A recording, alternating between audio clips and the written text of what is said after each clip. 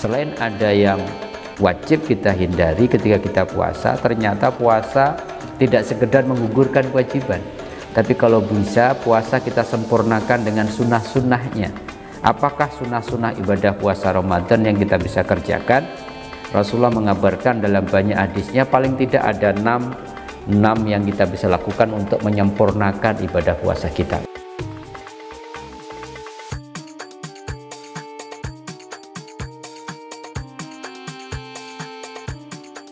Assalamualaikum warahmatullahi wabarakatuh. Alhamdulillah, Allahumma sholli ala Sayyidina Muhammad wa ala alihi wa ashabi ajmain. Bertemu kembali sahabat-sahabatku pemirsa channel Tauhid Cinta. Kita memasuki bulan suci Ramadan, ada satu amalan wajib yang diperintahkan kita bagi orang-orang yang beriman, yaitu ibadah puasa. Tentu ibadah puasa sebulan penuh di bulan Ramadan adalah ibadah wajib bagi yang sudah balik, bagi yang mampu, dan bagi yang tidak dalam bepergian maupun dalam kondisi sakit. Dan salah satu kewajiban puasa adalah bagaimana kita menghindarkan diri dari makan dan minum, maupun kita berhubungan suami istri dari terbit fajar sampai terbenam matahari. Selain yang wajib, yang rukun itu, saya kira kita wajib menghindari hal-hal yang membatalkan ibadah puasa.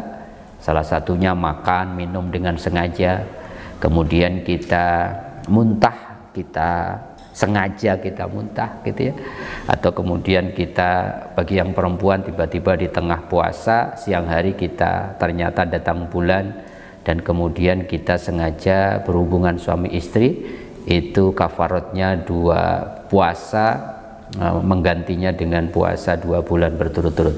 Selain ada yang wajib kita hindari ketika kita puasa, ternyata puasa tidak sekedar menggugurkan kewajiban, tapi kalau bisa puasa kita sempurnakan dengan sunnah-sunnahnya.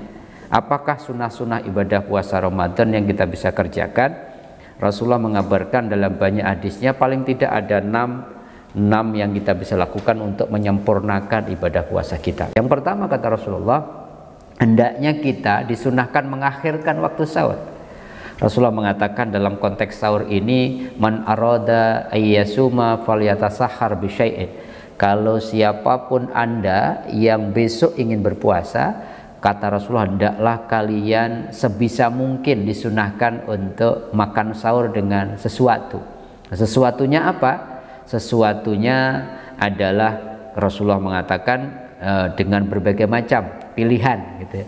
Rasulullah mengatakan bisa dengan apa? Dengan kurma yang basah, bisa dengan kurma yang kering, atau kemudian kalau enggak punya makanan sama sekali pun, kita kemudian bisa sahur dengan apapun yang kemudian menyehatkan kita ya.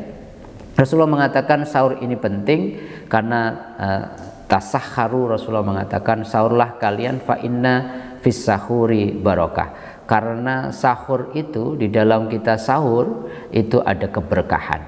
Bahkan Rasulullah mengatakan faslun, akan menjadi apa ya, akan menjadi pembeda ma baina siyamana, apa yang kita lakukan, siamnya puasanya orang Islam, wasiyami ahlil kitab, dengan puasanya ahlul kitab Yahudi dan Nasrani, adalah aklatus sahar, yaitu adanya makan sahur.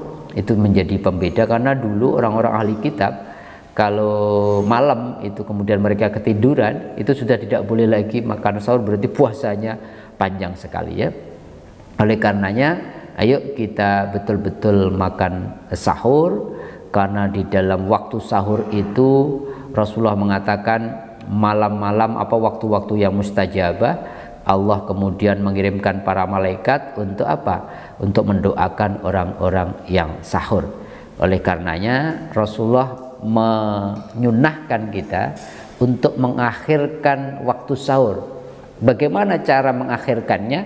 Mengakhirkannya itu kira-kira ada seorang sahabat, Anas bin Malik, itu pernah kemudian sholat taraweh panjang sekali, sampai kemudian hampir sholat subuh, kira-kira tinggal 15 atau 20 menit, kira-kira 50 ayat ketika dibaca. Maka para sahabat yang makmum kepada Rasulullah, wah ini kita nggak sempat sahur nih.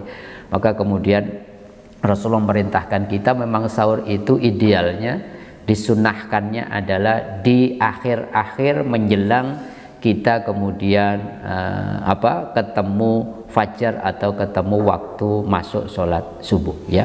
Itu yang pertama, mengakhirkan waktu sahur, karena nanti kalau mengakhirkan waktu sahur itu ibadah puasa kita nggak terlalu lama. Tapi kalau kita baru jam 12 malam khawatir kemudian nggak bisa bangun, kita makan sahur, berarti kemudian kita tidak makannya itu durasinya lebih panjang lagi. Yang kedua, salah satu sunnah puasa adalah kalau sahur diakhirkan waktunya, kalau berbuka itu disegerakan menurut Rasulullah. La yazalun nasu bi khairin ma'ajjalul al-fitar. Jadi seseorang itu akan terus dalam kebaikan, kata Rasulullah, selama mereka mensegerakan untuk berbuka, jangan menunda-nundanya. Bahkan kemudian dalam hadis riwayat Ibnu Hibban, la tazalu ummati ala sunnati, maka umatku akan terus ngikutin sunnahku, malam tangtadir bi fitriha an-nujum. Maka kemudian ketika mereka tidak menunda-nunda waktu bukanya sampai bintang kelihatan, artinya sudah melewati maghrib dan sudah malam betul, mega merahnya sudah hilang, berarti apa? Menunda-nunda kemudian waktu berbuka. Yang disunahkan kalau sahur diakhirkan, kalau kemudian berbuka kemudian disegerakan. Yang ketiga, Rasulullah mensunahkan kita untuk berbuka dengan kurma, ya. Bagaimana Rasulullah mencontohkannya? Dalam hadis riwayat Abu Dawud, Rasulullah pernah mengatakan, karena Rasulullah yuftiru, Rasulullah itu pernah berbuka ala rutobin, dengan kurma basah, kemudian qabla ayyusalli. Jadi Rasulullah kalau beduk maghrib berkumandang itu buka, membatalkan puasanya dengan kurma basah rutob. Kemudian Rasulullah biasanya sholat maghrib dulu, kemudian fa'ilam takun rotubat, apabila Rasulullah atau kita tidak punya kurma basah, maka fa'ala tamarat, yaitu kita bisa berbuka dengan kurma kering. Fa'ilam takun hasan hasawatin, tapi kalau nggak punya juga, nggak punya kurma basah, nggak punya kurma kering, maka hendaklah kita segera membatalkan ibadah puasa kita, mensegerakan berbuka dengan apa? Dengan seteguk air saja sudah cukup. Atau yang kemudian banyak orang mengatakan berbukalah lah dengan yang manis-manis, baru kemudian kita sholat maghrib dan kemudian kita lanjutkan dengan makan yang lebih berat. Itu yang ketiga, ya. Yang keempat, ternyata Rasulullah mensunnahkan kita dalam puasa itu berdoa ketika kita hendak berbuka. Karena apa? Karena momen-momen orang yang berpuasa, apalagi menjelang-jelang dia berbuka, itu momen-momen mustajabah. Rasulullah mengatakan, salah satun la turaddu da'watahum. Tidak ada 3 momen, 3 kondisi yang ketika kondisi itu orang berdoa la turaddu, tidak akan ditolak da'watuhum, doa-doa mereka. Yang pertama apa? Al-imamul adil. Jadi seorang imam, seorang pemimpin yang adil, kalau mengangkat tangan bermunajat kepada Allah, menurut hadis ini adalah doa-doa mereka tidak ditolak. Yang kedua, wassaimi khina yuftiru, dan kemudian seorang yang berpuasa sampai kemudian dia berbuka, atau saat dia berbuka itu juga momen-momen indah, momen-momen kondisi rohaninya sangat melesat tinggi di hadapan Allah, maka doa di saat itu mustajabah.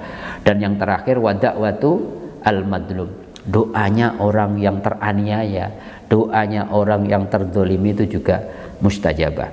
Oleh karenanya kita diperintahkan, disunahkan oleh Rasulullah untuk berdoa ketika berbuka.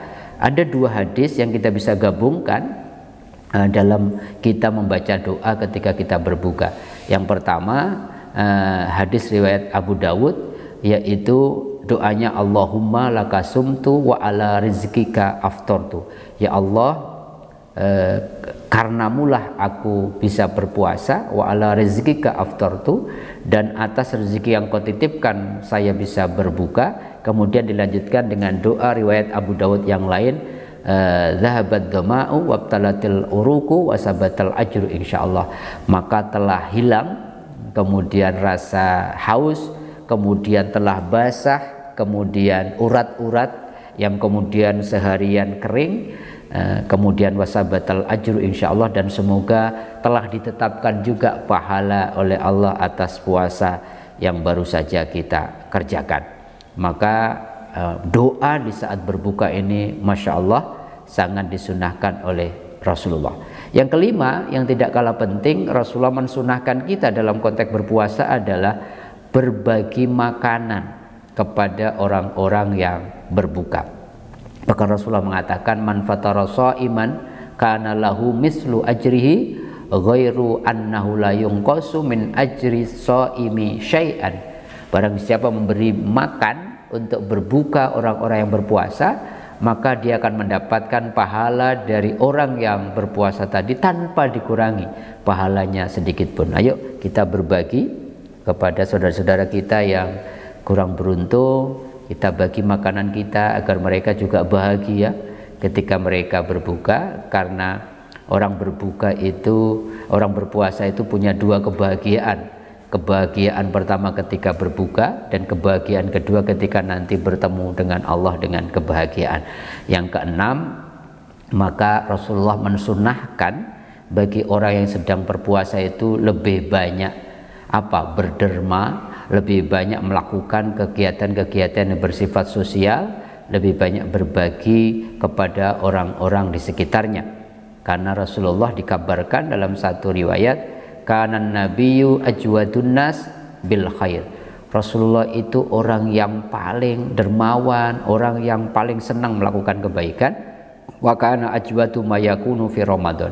Dan Rasulullah itu di bulan Ramadan meningkatkan betul ya kebaikan-kebaikannya, termasuk berbaginya, empati sosialnya, jiwa sosialnya itu melesat, kemudian meningkat di bulan-bulan Ramadan. Itulah sahabat-sahabatku, paling tidak ada 6 sunnah yang kita bisa kerjakan untuk menyempurnakan agar puasa kita tidak sekedar gugur kewajiban, tapi ibadah puasa kita diterima oleh Allah Subhanahu wa taala. Pertama, mengakhirkan waktu sahur, kedua menyegerakan berbuka, ketiga berbuka dengan kurma, yang keempat berdoa ketika berbuka, yang kelima disunahkan berbagi makanan untuk orang-orang yang sedang mau berbuka, dan yang terakhir lebih banyak melakukan kegiatan-kegiatan sosial, karena puasa adalah latihan kita untuk berempati, punya jiwa sosial karena kita merasakan lapar dan dahaga. Mudah-mudahan bermanfaat. Ayo kita amalkan sunnah-sunnah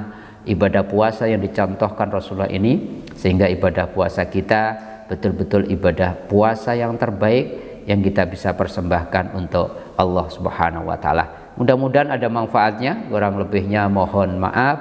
Assalamualaikum warahmatullahi wabarakatuh.